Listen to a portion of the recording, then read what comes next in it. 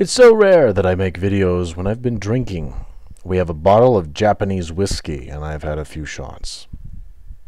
You need to know this, because what is about to ensue is something quite entertaining and informative.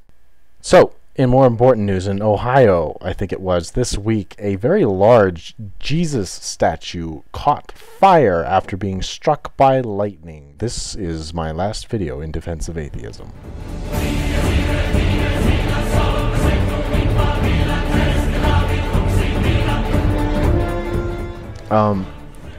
I'm thoroughly entertained, I guess, by this project. I'm getting way more out of it than I think everyone else is. Lots of things that I want to talk about. I'm totally ready for tomorrow. Tomorrow's my first day of arguing for the New Age. We're going to talk about phenomenology a little bit, or eventually. We're going to talk about Occam's razor. We're going to talk about mind. We're going to talk about, oh my God, I'm just so ready. Nomoscharis. See, I've already forgotten. This is terrible. Issued me a video that he made a number of comments arguing against my atheist points, and for my sake of honor, I need to defend my position that I don't actually have. And that position is this. Essentially, he agreed with all the arguments, the three initial arguments that I gave you at the beginning of the week, with the exception of one, saying that he believes that God is the basis of logic. Here's the problem with that. Which, this is going to be difficult, because this is precisely one of the arguments that I have for the existence of God. I use precisely what this gentleman used, and now I have to come up with a counter for it. The counter is this. Logic itself is not informative of anything that is beyond our own definition. That is to say, we can be certain, due to logic, that widows don't have husbands, that chess pawns move forward and not back, that bachelors don't have wives. That's what logic tells us. But the problem there is that we came up with the notion of a bachelor, a chess pawn, and a widow. It's a different matter entirely to decipher what exactly exists out in the so-called objective world. Something else entirely. If logic was the basis of God, what we can assume to be an all-knowing, all-powerful being, then would we not have insight into the objective world? Logic, as you may know, is really an artifact of language. When you want to talk about the basis of logic, you have to talk about language in some sense. And it may simply be that logic arises is somewhat of an emergent property, though I don't really want to use that terminology because I still have issue with it.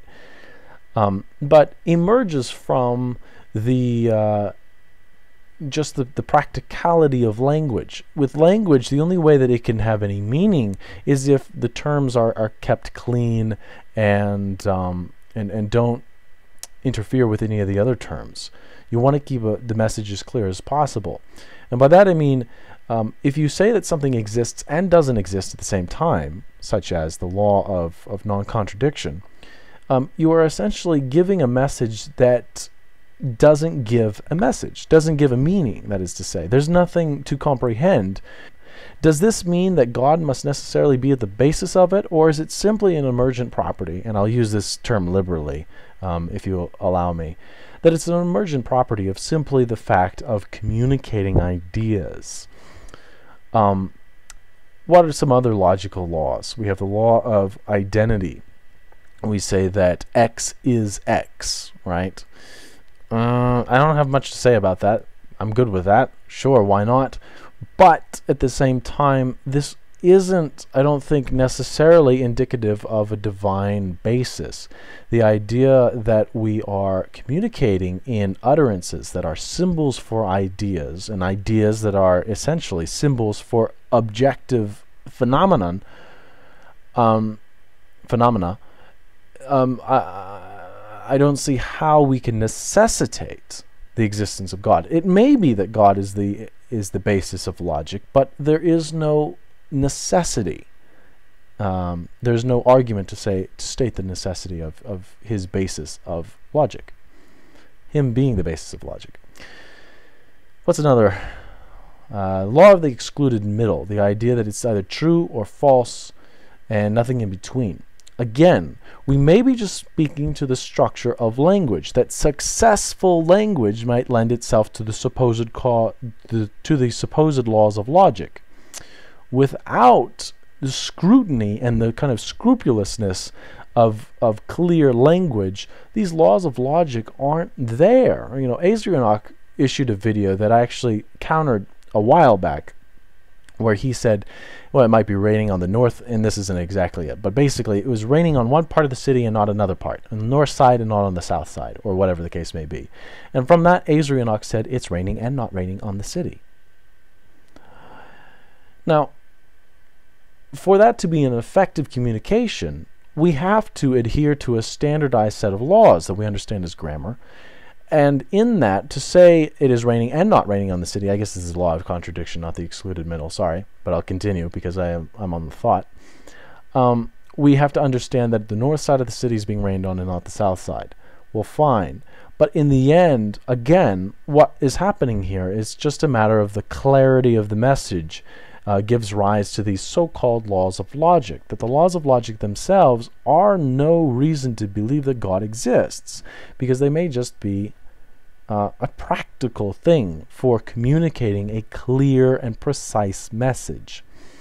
We could even superimpose this idea on animals, that animals will have different communicative strategies.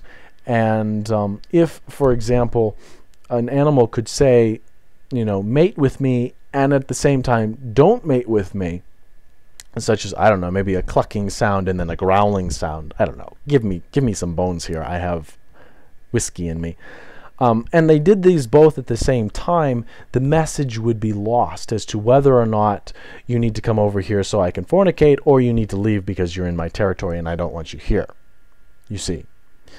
That is to say that I'm basically boiling down the so-called laws of logic as just a matter of necessity of communication, and not even language, because a lot of people like to tease the two apart. As an atheist, I'm going to try to make this argument that the two aren't necessarily different. The one's just a more complicated form of the former. Fantastic. Tomorrow I'll be a new ageist and sober. Stay tuned.